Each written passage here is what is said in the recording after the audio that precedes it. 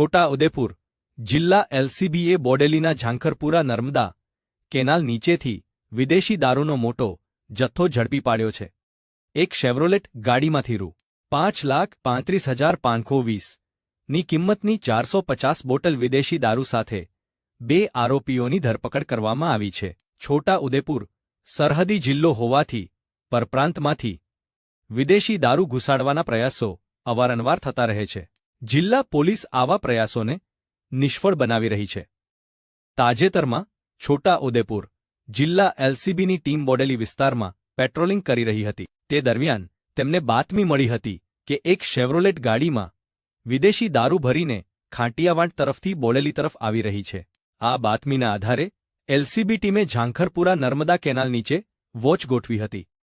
Watch દરમિયાન બાતમી મુજબની GJ 23AF 809 નંબર શેવ્રોલેટ ગાડી આવતા તેને રોકવામાં આવી હતી. ગાડીની તલાશી લેતા તેમાંથી રૂ. 5,35,520ની કિંમતની વિદેશી દારૂની 450 બોટલ મળી આવી હતી. એલસીબી ટીમે ગાડીમાં સવાર 2 વ્યક્તિઓ રાજકોટના મહાત્મા ગાંધી સોસાયટી શેરી ન. 30 આઈસી ફૂટ રોડ જંગલેશ્વરના રહેવાસી મકબૂલ ઉર્ફે મકો ફરીદભાઈ ડોડેરા અને જંગલેશ્વર મેઇન રોડ શેરી ન.